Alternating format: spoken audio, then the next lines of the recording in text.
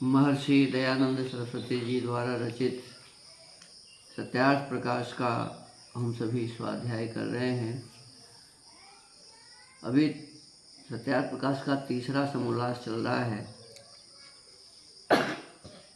ब्रह्मचारी को क्या क्या करना चाहिए आचार्य का उपदेश है, और इसके पश्चात बताया गया है कि कहने, सुनने, सुनाने, पढ़ने, पढ़ाने का फल यही है कि जो वेद और वेदानुकूल स्मृतियों में प्रतिपादित धर्म का आचरण करना, इसलिए धर्माचार में सदा युक्त रहे। ब्रह्मचारियों को सदा धर्माचार में युक्त होना चाहिए, क्योंकि जो धर्माचरण से रहित है वह वेद प्रतिपादित धर्मजन्य सुख रूप फल को प्राप्त नहीं हो सकता। जो धर्म का आचरण नहीं करता है वह वेद में जो बताया हुआ है कि धर्म के करने से क्या क्या सुख मिलता है, उस सुख को प्राप्त नहीं कर सकता।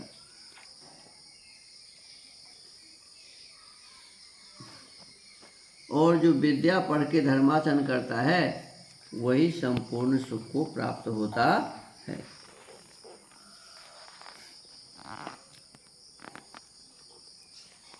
आचारः परमो धर्मः श्रुत्युक्तः स्मार्त एव च तस्मादस्मिन् सदा युक्तो नित्यं स्यादात्मवान् द्विजः।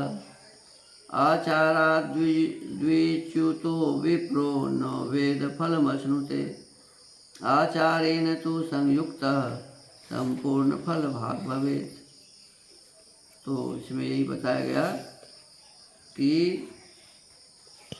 मान लो हम कहेंगे नहीं, सुनेंगे नहीं, समझेंगे नहीं, पढ़ेंगे नहीं, पढ़ाएंगे नहीं, तो फिर हमको फल कहाँ से मिलेगा?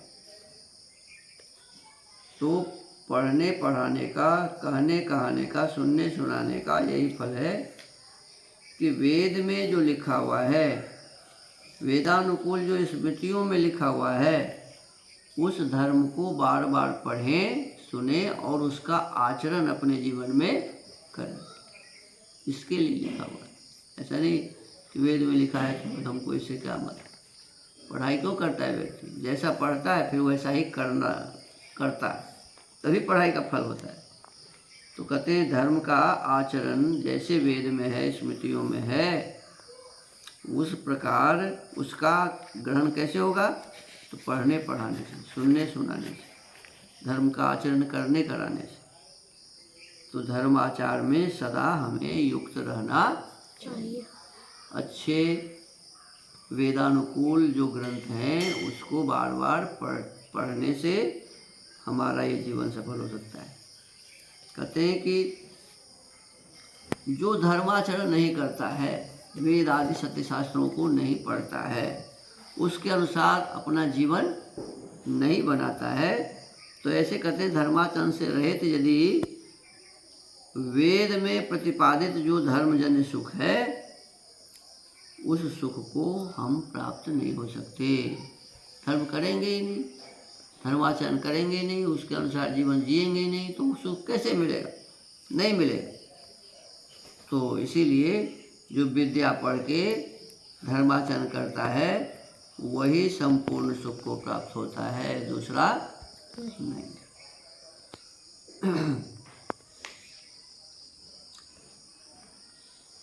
यो मन्येत ते मूले हेतुशास्त्राश्रया द्विजः स साधुभिर्बहिष्कार्यो नास्तिको वेद निंदकः। अब देखो, नास्तिक किसे कहते हैं इसका परिभाषा में बताते हैं कि जो वेद और वेदानुकूल आप्त पुरुषों के किए शास्त्रों का अपमान करता है। वेद में जो लिखा है उसको मानता ही नहीं, शास्त्र में जो लिखा है वेदानुकूल शास्त्र में उसको मानता ही नहीं। और जो आप्त पुरुष हैं, वेद विद्या को जानने वाले, वेदानुकूल आचरण करने वाले जो आप्त पुरुष हैं, जिन्होंने सही विषय वस्तु को समझ लिया है, जिनका जीवन सफल हो चुका है, तो ऐसे आप्त पुरुषों के द्वारा बनाया हुआ जो शास्त्र है, कहते उस शास्त्र का जो अपमान करता है, वेद का जो अपमान करता है, अर्थात उसके अनुसार जो नहीं चलता है, कहते उस वेद निंदक नास्तिक को, ऐसे को वेद निंदक कहते हैं, नास्तिक कहते हैं। वेद और वेदानुकूल शास्त्रों को नहीं मानने वाला क्या है जी? नास्तिक है। और ऐसे नास्तिक को जाति से हटा देना चाहिए, पंक्ति और देश से बाह्य कर देना चाहिए। आज तो हमारे देश में सभी नास्तिक ही है, वेदानुकूल कोई चल ही नहीं रहा है। लेकिन किसको हटाएगा देश से? जो अच्छे व्यक्ति है उसी को जाति से हटा देता है। कहे ये तो हमारे जाति के विरुद्ध काम कर रहे हैं, इसको जाति से हटाओ। वेद पढ़ने वाले को ही आज जाति से हटाया जा रहा है। कितना बड़ा दुर्भाग्य है, विचार करने की बात है। हम आप आज इस स्थिति में हैं कि हम वेद पढ़ेंगे, वेद के अनुसार चलेंगे तो गांव वाले हमको ही आपको क्या करेंगे जी? जाति से ही बाहर कर देंगे, गांव से बाहर कर देंगे। कर रहे हैं ऐसा। तो बताओ, ये तो उल्टा धारा हो गया। जो वेद जानने वाला है उसी को नास्तिक कहा जा रहा है, और जो वेद को कभी देखा ही नहीं वो आस्तिक बना हुआ है। वेद में लिखा हुआ है कि मूर्ति पूजा किसी को नहीं करनी चाहिए। उस परमात्मा की मूर्ति होती ही नहीं, सिर्फ परमात्मा के स्थान पर मूर्ति बना के उसकी पूजा नहीं होनी चाहिए। और सारे लोग क्या कर रहे हैं जी? मूर्ति बना के उसकी पूजा कर रहे हैं। तो कौन हुआ नास्तिक? वेद में लिखा हुआ है मूर्ति पूजा नहीं है करनी चाहिए, आज जो कर रहा है तो नास्तिक हुआ कि नहीं?